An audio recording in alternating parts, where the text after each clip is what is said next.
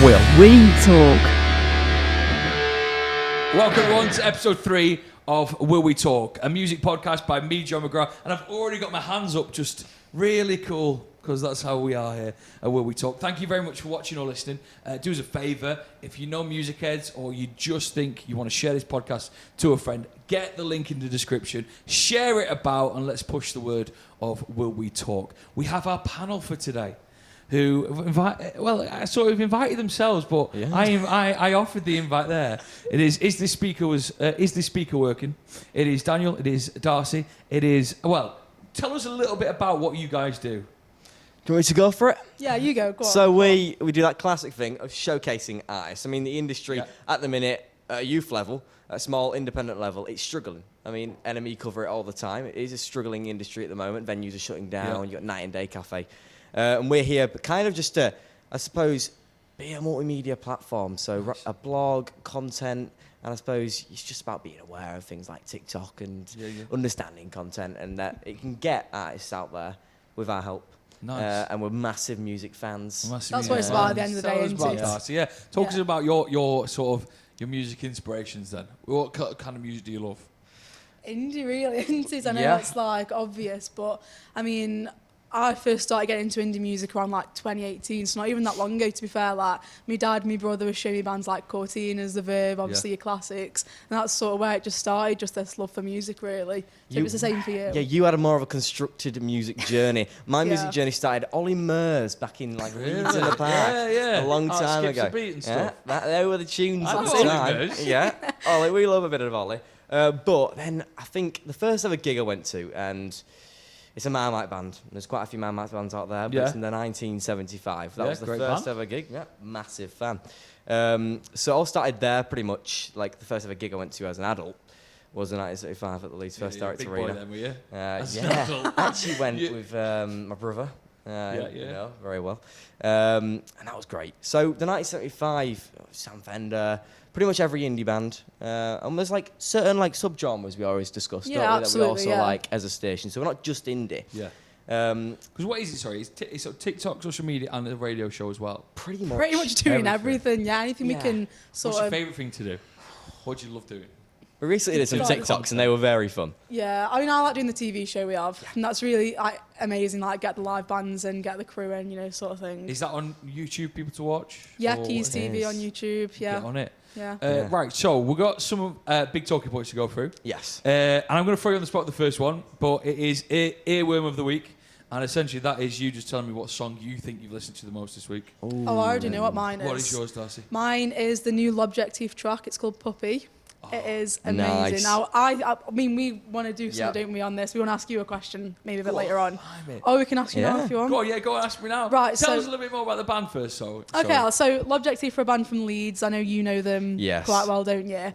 And, you know, they've released a couple of EPs. They've just announced an EP and a tour. Nice. And they're coming out with all this new music. And I just think that they've got something about them, and I really like what they're doing. Lovely. And this new song, it's a bit different to sort of what they've done before, but I'm just like dead into it. Really like what they're doing. Yeah, I first saw them. Actually, I'm lying. The first ever gig I went to was Alfie Templeman. And they were there. They were supporting, and I spoke to them. And ever since, their music is ridiculous. It's so good. And because they're our age, aren't they? Like, for someone so, like, because they are our age. So how are you saying it again? How are you spelling the band name? So it's you say L'Objectif, but it's apostrophe objective. It's like French for the objective, I think. I heard somewhere. Yeah. So yeah, Fair enough. Throwing us off straight away. Yeah. I know. L'Objectif. You have to say it with an accent. L'Objectif. L'Objectif. Yeah. There we go. Perfect. Smashed it. Yeah. And they're definitely your biggest track of the week. What about yourself? It might have to be Alma Mater by Bleachers. Jack Antonoff's massive fan at the moment. Yeah. It was all of a sudden, since Modern Girl came out, I started just really liking. He's a great producer. He's done work with 75 before, and he's done plenty more work we'll talk about a bit later on. But yeah, it's probably that. I think it's an experimental couple of tracks that he's brought out and Bleachers have brought out. Nice. And I'm really just liking experimental music at the minute. You're going down the experimental route. Yeah, like there's a band called Courting. Like you might be aware of, and they're just so experimental. I mean, the album's just come out. It's not done too good on the reviews. Yeah. I saw a 1-star review this morning. What do you make of music reviews? Do you dive into them? Well, we do journalism, don't we? Well, so we need to, because we're doing music Okay. journalism this semester, so we kind of need to start reading them. But I don't know, it's not something I've ever really delved into, because at the end of the day, music is subjective. So like, what someone else thinks you might not agree. So I mean, 1-star review for Courting, that's harsh. It is harsh. That's very harsh. I wonder if the star rating is often used as a way of a draw for people to read something. Yeah. And it often may be a part of marketing, so you can stick star ratings over your posters or your CD work. Which really, if something's subjective like music and film or whatever, maybe you should just write up what you really think and just forget the stars. And let the people reading your review sort of make their own mind up of what you actually thought of it. And because 1 star is harsh. It is harsh, and I mean, it's even harsher at uni, because you get taught how to write academic essays, and now we've been thrown into music journalism, where you basically get told to write whatever you want, creativity, and if you don't like something, let people know. Don't put on a fake persona about it. But a 1-star review, I've listened to the album. It's not a 1-star review. No way. Not from us, or is the speaker working? Let's talk about one of the headlines of the week. Sort of not a headline, but something that I wanted to bring up. In fact, I wanted to bring up last week, but we ran out of time. And it is the duets we've been hit with pretty early on here in 2024. And these are 2 artists coming together. They don't necessarily both be singers, because one of them is John Squire and Liam Gallagher. On the day of recording, they've announced the album, the tour, which is in March 2024. And then Sam Fender returned not long ago, a week ago, with Noah Khan and a tune called Homesick. And it's that, we don't see it as often when indie music collaborate. It doesn't seem to happen. No. You never see like the Arctic Monkeys featuring anyone. Do you know what I mean? But like in other music industries, that's sort of how bands grow and get big, especially when you look at grime and rap. But for indie music, it's sort of, you stay in your own lane weirdly, but I like this coming together. Yeah, absolutely. I mean, it is a shame, because there's so many incredible indie artists, and you know, when you listen to them and you're like, oh, I'd love to see this band do a collab with this band, and it just never happens, and it makes you think why. But I know, like, you know, Circa Waves. Yes. I know Kieran Shuddle, the singer, writes a lot of songs for other bands, so I know that he's like collabed with Courting and Seagirls, and it's like, I'd love to see more of that, you know, just collabing, because I think it's great. I think it's great. There's also a shout out to a band called Larkins and Phoebe Hall, who had an incredible tune last year. Oh, that was incredible, isn't it? That was brilliant. Oh, yeah. So get more of it, but you hate Liam Gallagher. Right, yeah, we Here we discussed go, here we this go. before. I bet you hate Liam Gallagher. You won't be going to the tour. I don't know if I have reasons, but it's just like, I wasn't born during the Oasis era. Yeah. And then there's something called Lemonhead culture came out, and it's all about festivals, and I'm sure you know it, like certain bands have been wrapped up by it. Okay. And I don't know. So I'm not is much it- of is a it- bucket hat culture kind of guy at Yeah. festivals. I'm very much more chill, and I there's completely different disagree, characters though. at festivals, and then Liam Gallagher. I don't know. Part of me is like, He's the messiah of it. Noel and Liam, and I mean, people say it on podcasts all the time, but I just want, like, I'm not a fan of Oasis, but please just get back together. Like, because, Really? like, But do you like any Oasis? because they're getting older. tunes? They're getting older. They are getting older. But the thing is, I can't say I've listened to many that much. Unless I'm There- in the club, there we like, go Four then. Thieves. Go then! This But is no, the I have, issue. but it's just not my type of music. So, like, And Darcy, you're fuming. I'm fuming. Right, we've had this conversation so many times, and every single time we can't come to an agreement. But I don't see an issue with it. Like, I do think, in one sense, you know, people do say he's washed up and all this, but I think these new tracks with John Squire, I think they are somewhat a bit. I like the I difference. think, I think they're fresh. I think they feel Yeah. fresh. I think they sound like, you know, all the Britpop, all the Oasis and stuff, but I think they do sound fresh. Yeah. And I think that, like you said, the Lemonhead culture. Yeah. I think that is what makes a festival, because, I mean, obviously, I saw someone post something on Instagram, and she was like, oh, I think you need to be like portraying these new bands at festivals and all this. But I'm like, if you don't have, you know, the older bands playing at the festivals, no one's going to come, realistically. You can't have small bands headlining festivals, because no one will come. And then she made a joke being like, oh, you know, the Kooks playing Seaside for the 5 millionth time, but that's what people go to festivals for. You go to festivals to see these bands, you know what I mean? Like you say, it's subjective though. Obviously, like, I like the Kooks. The Kooks are a great band. They definitely deserve to be playing at festivals this year. Well, I mean, we'll talk about festivals, but like Noel Gallagher's doing Why Not Festival. Yeah. And I know you need a big name doing it. I know you do. Yeah. But it's about attracting different audiences. I don't know. I mean, you kind of can understand. I mean, I like the 1975. Yeah. I'm not gonna like Liam Gallagher or Noel Gallagher. Yeah, Am I? 'Cause they don't really get along. I unfortunately think that sometimes the music industry essentially is a business, isn't it? Yep. And 100%. I think when you look at someone like Noel Gallagher, and you think possibly he's there to attract the age group that might have more disposable income, which is sort of old generation who earn more than us young lot who've got not a pot to piss in. But so that's why you need a variety of them. Let's get on to. Have you got your phone on you? You're allowed to go on your phone, because I forgot. We should have put it on the big screen. Let's go on a little review all the different festivals that we know so There's far. a lot that's come out. There's been so much. What happened this week? I do not know. Why not straight away?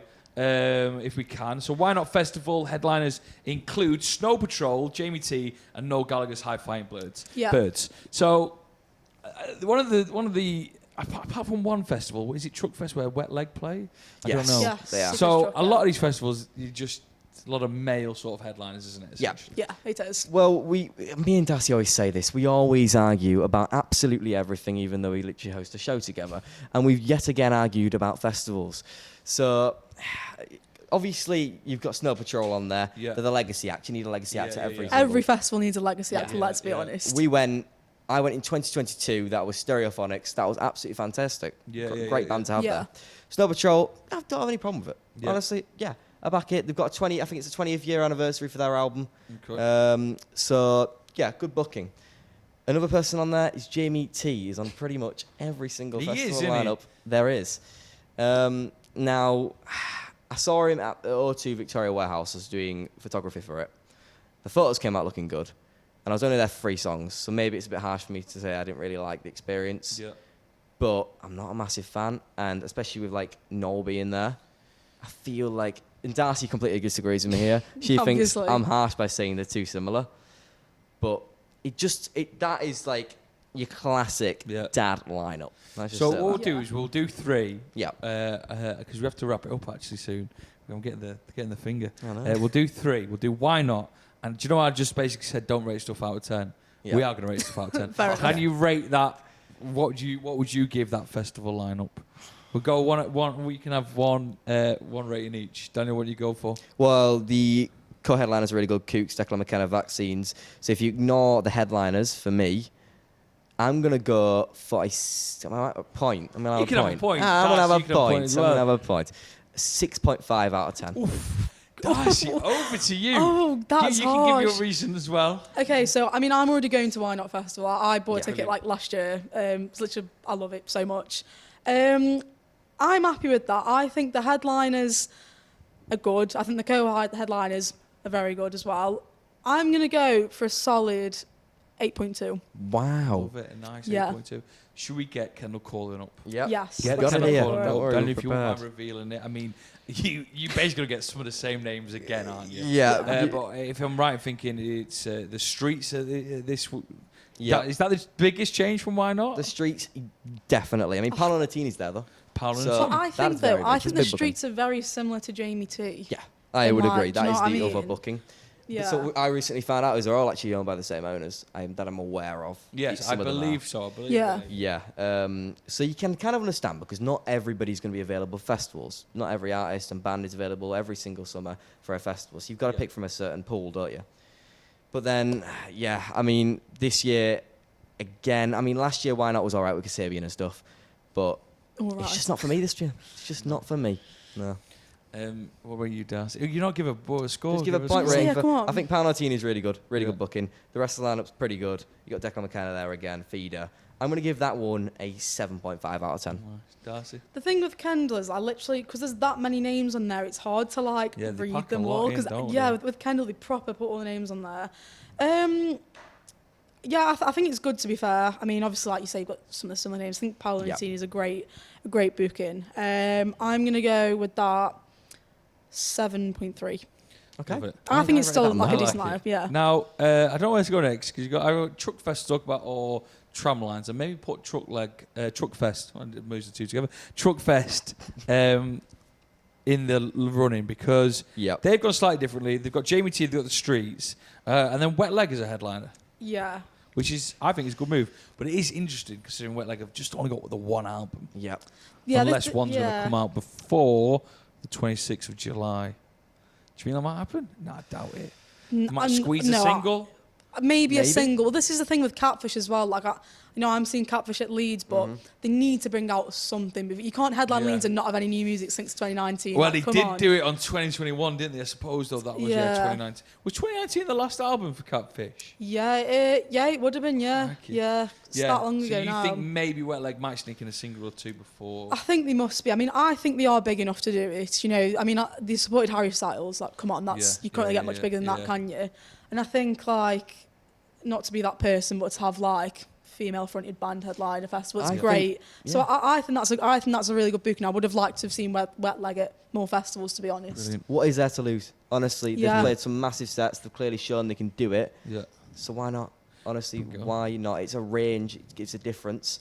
I saw a poster actually recently saying they were supporting Sports Team a while ago with Karting on the lineup. Yeah, it was Sports Team, Karting and Wet Leg, and I was like, wow, now they're headlining Truck Festival within a year. Crazy, but yeah, I completely back it, and you've got a point rating on this. There we are. Oh yeah, point rating, I forgot about that. You know what? I'm going to go with the Kooks and Idols too. McKenna, Seagulls on there. It's a great lineup. I'm going to go with an 8. 8, solid. Was that your highest one? Yeah. Wow. The highest one. All right, well, I'll go for 8.9. Lovely. Yeah. Also the farthest one from us. Yeah, don't give anything quite 9, but yeah. You said you got something to ask me. Yeah. Yes, what was it? So we want to know your ones to watch for 2024. So we've got a couple written down, but we want to know what yours are. I've actually got 2 questions if production's okay with it. Yeah, go for it. I had in the studio a band called Parve, who are female-fronted, sort of grungy rock and roll band, who I absolutely adore. And they're working with they're working with a different producer who sort of wrote their last 2 tunes with, and yeah, there's something about them that's they've just got a little bit. They've got a nice aura around them. Yep. Yeah, and I think it's the nice. Are we speaking one of the previous podcasts where it's the time where artists are nice, and it's the time where you need to be just people need to really have a nice connection with you. Yeah. And they've got that. What have you got? Because I'm going to read. My mind will tick by. Or you give some of yours. As a joint, we had a band called Sterling Press. They're doing quite a lot with Circle Wave soon, supporting Karting. They just honestly, they were releasing music around 2021, and then they sort of just stopped and they sort of just disappeared for a bit. Yeah. And I was a bit like, oh, where have they gone? And now, like, all of a sudden, they're back. They've got new music. And I just love what they're doing. Like, if you go on their Instagram and stuff, they just look like a band. They look dead cool. Nice. And I just think they just seem like dead cool. And then individually, you had Low Objective, didn't you? Oh yeah, I had Low Objective. Well, that's definitely going to be one we're going to be getting on. We'll get them on the show. Yeah. Just because of you. And then somebody called Liam Malcolm. Might be a new name, but he basically went big on TikTok recently because he released the chorus of his track over and over and over, and people started thinking it was Sam Fender because he has a similar voice to Sam Fender. So everybody started thinking Sam Fender's releasing a new track, and this chorus was amazing. He's just released a track. It's absolutely amazing. It's called Can I Be Honest? Honestly, it's really good. It's a good year for bands that have been grafting a long time but bringing out their first album. Yeah. So there's a band called Corella who I love. We love Corella. For them recently, actually. It was really good. They've got an album out the first week of May, and then that other band that is just my favourite is The K's, and they've got their debut album coming out. I cannot wait for that album. So there's 2 debut albums of bands that have been grafting their fucking asses off. Yeah. And they will be, that is going to be ace. Got kicked in the face at a Corella gig. Did you? Yeah, I was with my camera. By one of the band? Big flashlight. No, actually, just a fan. They went to go kick the shoe. Oh. As they kicked the shoe, they slipped because of beer all over the floor, and they... Up we go. There we go. Up we go. Crazy. Did not enjoy that, but the gig was amazing. I was fine. Shook it off. You ready for it? Yeah, ready for it. Thank you very much for joining us. Can you let us know where we follow you guys and what you guys go up to? Yeah, do you want to do it? I've recently changed the Instagram username, actually. Is this speaker working, but the this is with 1S. Because it looks like on Instagram. Is this? And then... Yes, I like that. Yeah, there we are. And then Daniel Caddick on Instagram. Yeah, I'm Darcy Jackson _ on Instagram as well. Brilliant. Well, thank you very much. Thank you very much for joining us. Thank you. Thank you. Listen, so did you know that every single episode of Will We Talk that we do, there is extended versions, and you can get onto the extended version by just heading to the link below, clicking on our Patreon. But here's me to tell you a little bit more about that. Very confusing, I know.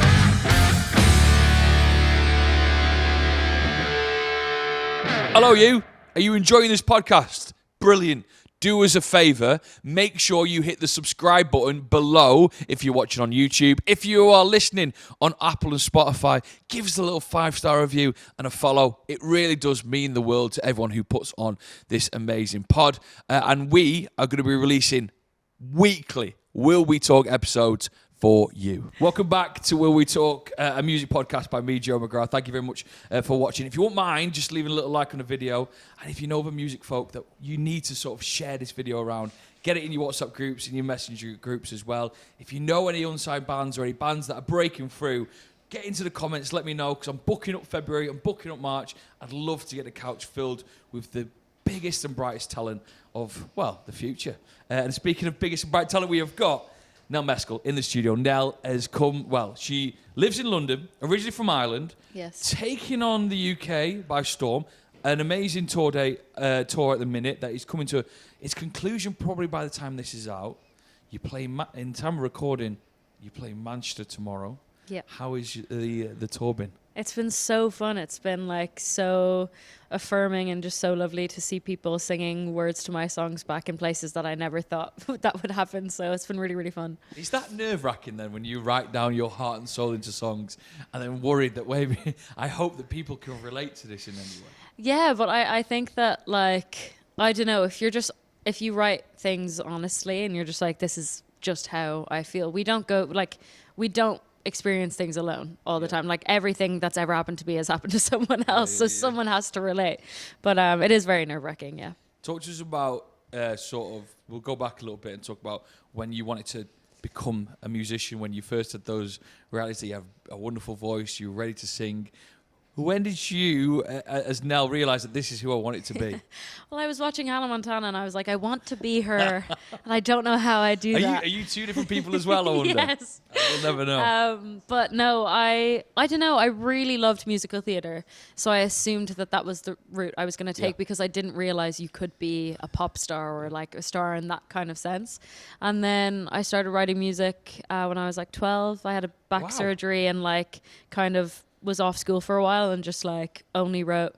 And then I started releasing during COVID and met my management, and then it kind of all went from there. So no way. Yeah. So what in the build up to releasing during COVID, that must have been like nerve-wracking. Yeah, but also it was COVID, so I was like, no one's gonna listen. Like I just didn't know what was happening. Like, so it was really funny. But yeah, it was just a really weird time. I think that I genuinely thought it was just gonna be my friends and family to listen to it, and it wasn't the case. Well, that is, but friends and family still dead supportive. Yes, yeah, definitely. When it comes to your music, then, for people who will go and click the link, by the way, everything of Nell's is in the link below on the Spotify and Apple, etc.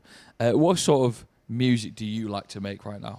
I'm like really into indie folk, kind of that world, and alt pop. But like it's so like I listen to every type of music, so I feel like that's just where I've landed with my own writing. And I've recently picked up the guitar, and that's completely changed my writing again. So could you play the guitar before, or is it? No, I couldn't. Now I play it. You don't. Poorly, I didn't even think about that from someone. These are the sort of questions I like to ask, because someone who doesn't loves music but doesn't know too much about writing music or even just what it means to sort of play different instruments. So were you writing everything by the piano and now you've changed? Yeah, like it's weird. I just fell out of love with the piano completely as soon as I started playing the guitar, and I was good enough to write. I was like, oh shit, I don't need the piano anymore. Wow. But now I'm kind of like going back to it, and I'm like, oh thank God, because I missed it. But when you have the aversion to it, you're like, I need to stick with the guitar, and it helped me get better really quick. Do you think you write better tunes on the piano or the guitar then? Hopefully they're not watching. You don't upset one of them.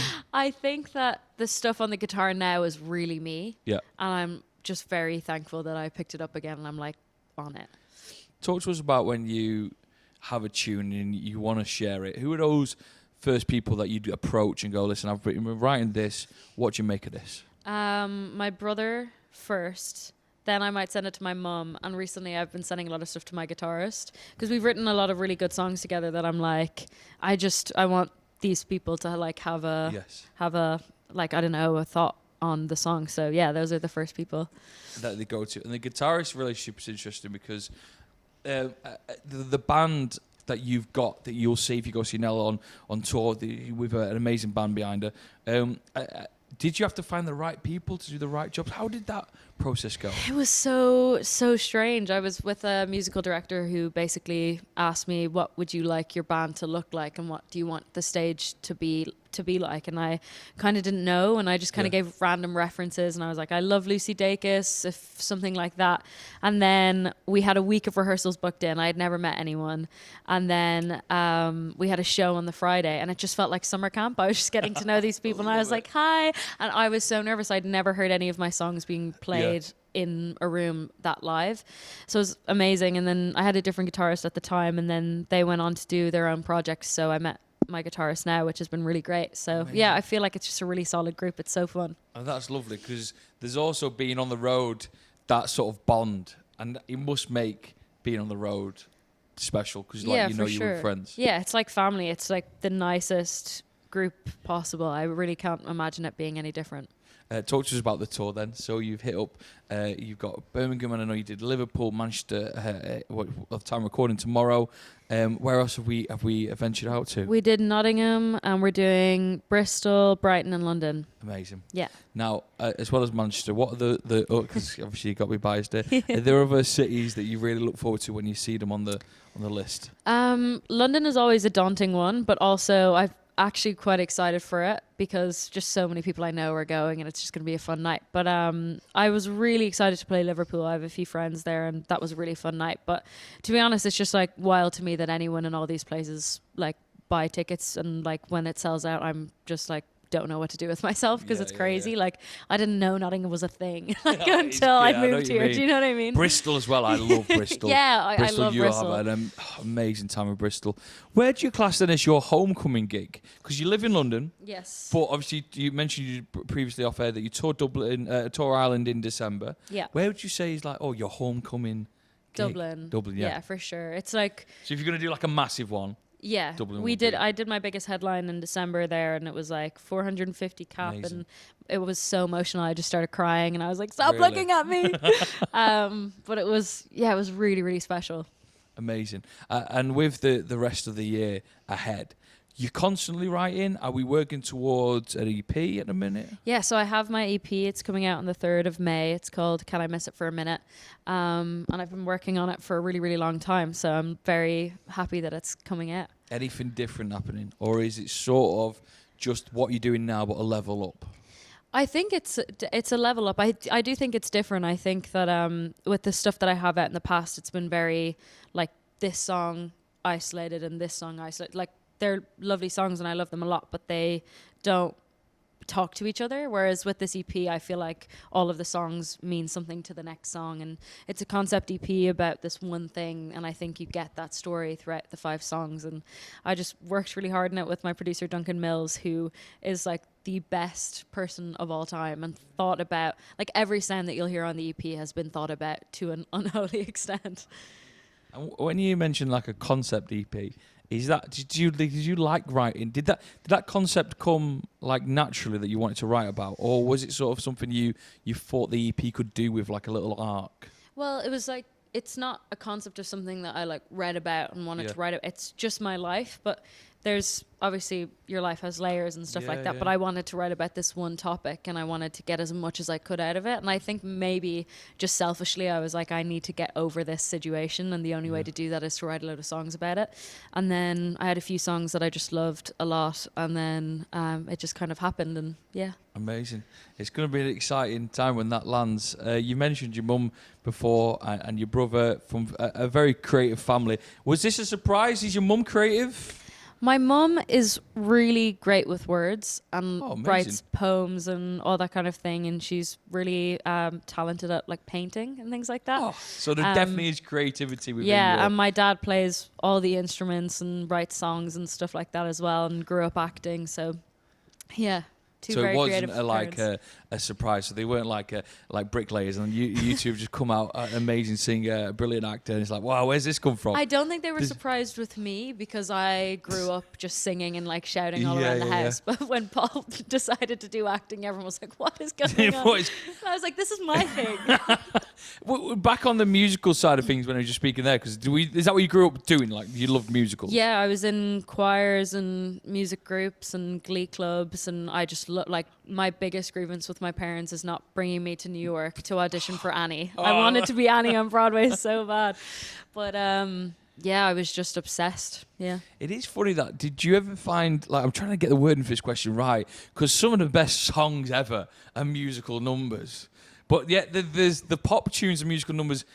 When you write, is there any influence can you take from musicals as a writer? Or do you distance yourself from it because it's quite showbiz and glam? Well, I don't know. Like, there's a musical called Dear Evan Hansen, and so many of those songs could work in a pop genre. Like, they mesh so well. But I definitely think you can bring a bit of theatrics to it. And I have a song called July that I think is more cinematic than the rest of them. And because I think you take the drama of it all and put it into a song and it works. But yeah, it just depends, really. I love it.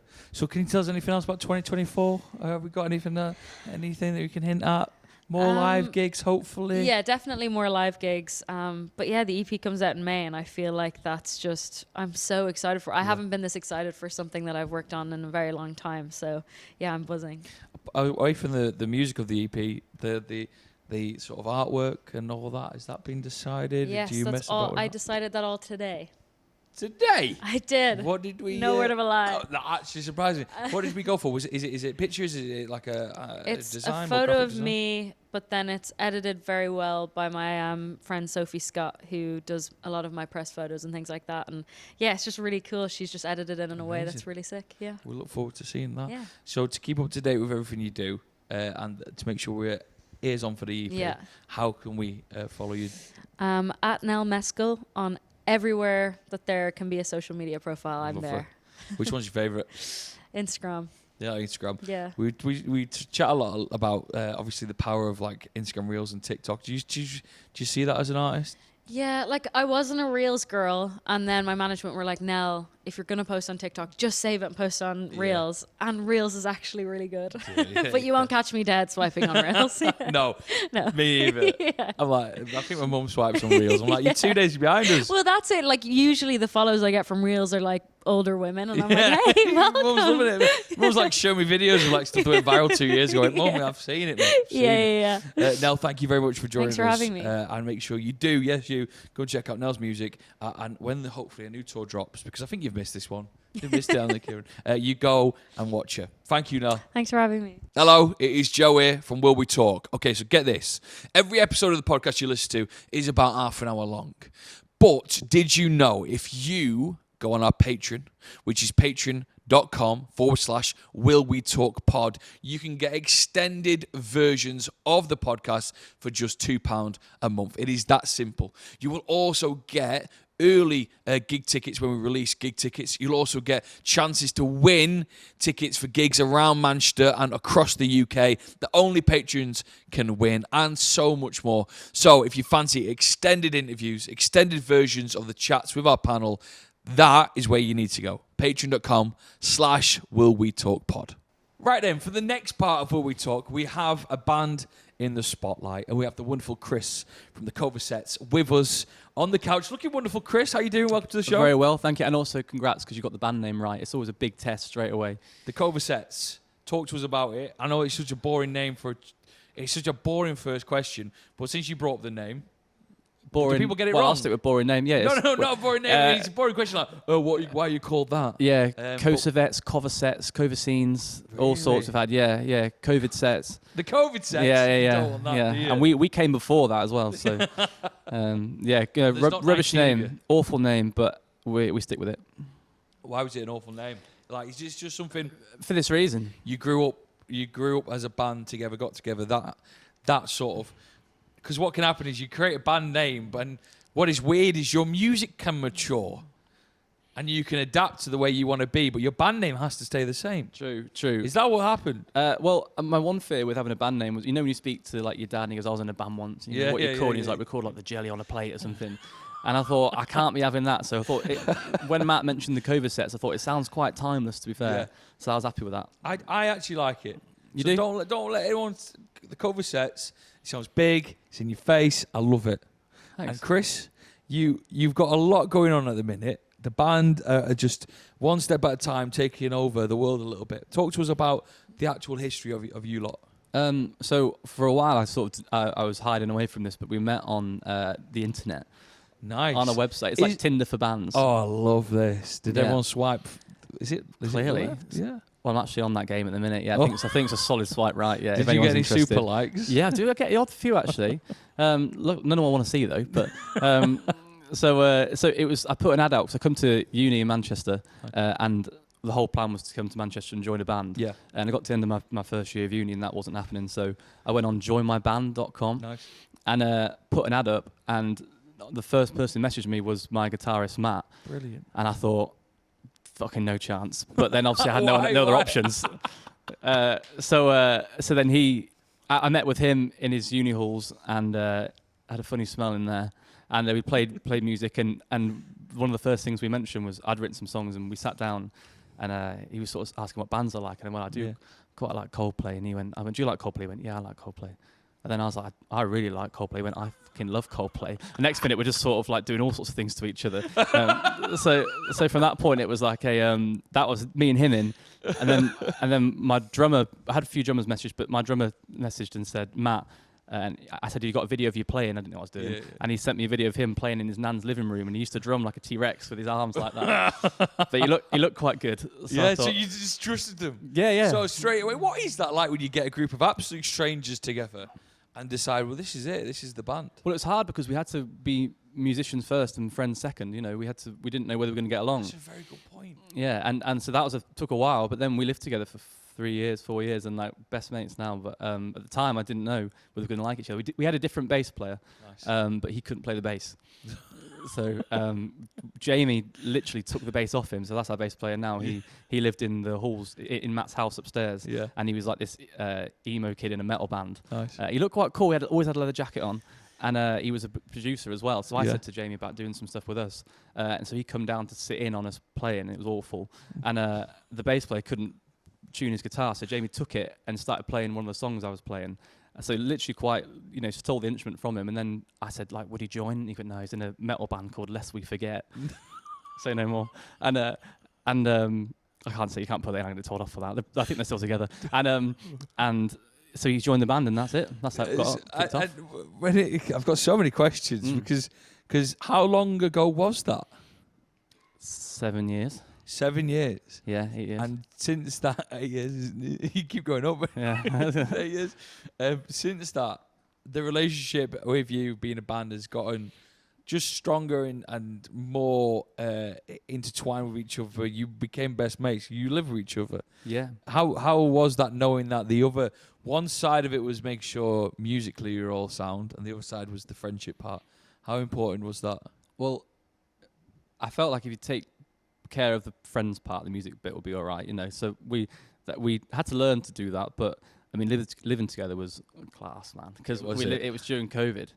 Nice. So we all got rid of our jobs at the time and just signed on, and just we had a basement that we converted to a studio, and just for a year made music in his basement together, amongst other things. When do you think you got your biggest sort of following off the back of something? Or is there a certain song or a certain live show you did? Yeah, the most luck we've ever had, I don't know how it happened, was our second ever single called, third single called Top Drawer. And for some reason, I think things used to be a bit different back then, but whoever used to curate the playlists on Spotify just put it on all of them. And I remember I was with my mum at the time, and I looked on Spotify, and you have if you're in a band, you have a Spotify for Artists app, tells you who listens and who doesn't. Yeah. And we went from like 7 listeners, there was like 150,000 at one time, and I was like, couldn't believe it. And I thought, that's crazy. Yeah, and that gave us that bit of an edge then. It reminds me of a story that it's such a good story. This a mate of mine, I used to live with a band, called Plastic House. They're a brilliant group. No longer together, but they were funny fuckers. And we used to live in Fallowfield. And their song, one of their very first songs they ever made, which wasn't too good, shoestring budget, it was picked up by Brazil's biggest pizza company. No. And they used it in their adverts, but never ever gave the band any money or even told them they were using it.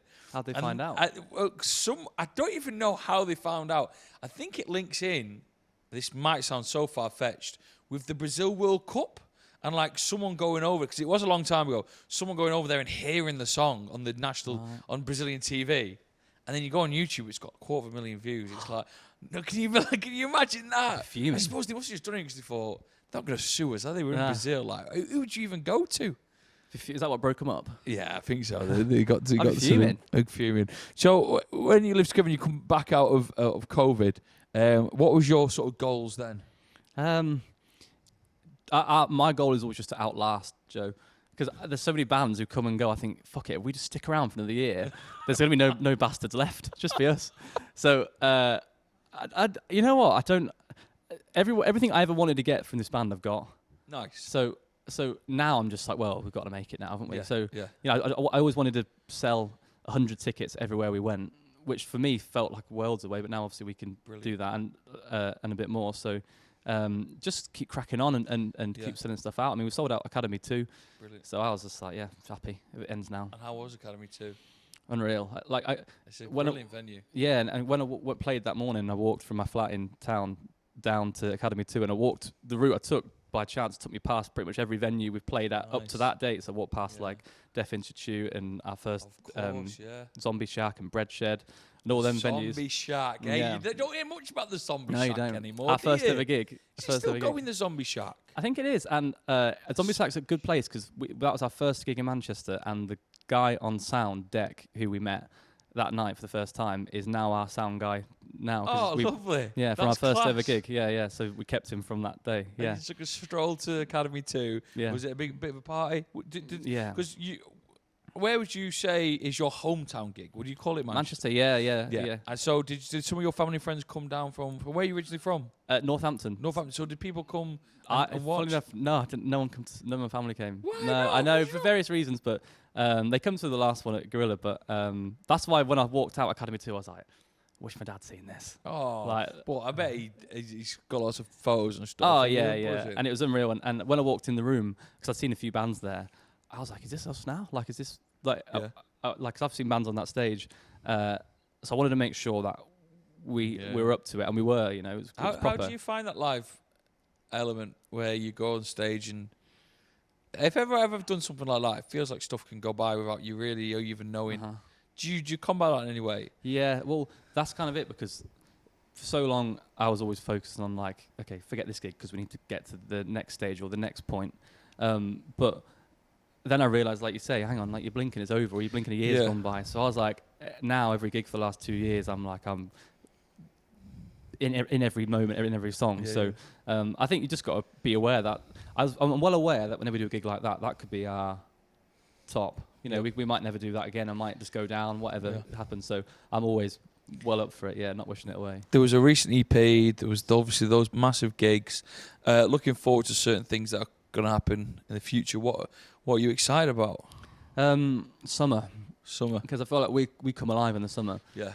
So we're working on some music at the minute, and it's juicy. I'll play it. You like after. it, yeah? Yeah, really good. Yeah. Like I don't normally gas myself up like that, but like our EP was like my breakup one. Nice. So that was. I remember my drummer always jokes. 'Cause I had a girlfriend for a while. He was like, I can't wait for you to have a breakup because the tunes will be good.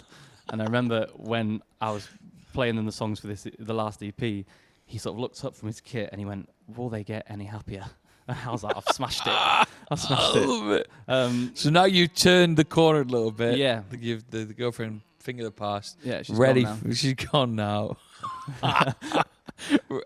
What are you writing about now? Are you writing about anything, or are you just writing just generic sort of lyrics? Just generic shit. Yeah. No.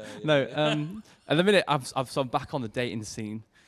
which is a new to like dating apps and stuff. Like I said, so like that's my thing at the minute. Like just about meeting people and stuff like that. Yeah. A lot of the stuff I can't put in the songs, but you know, Yeah, I can of get course. close to it. Yeah. But the new EP Tinder will be out soon. Yeah. Well, I've got a song called Unhinged because you know that called Hinge.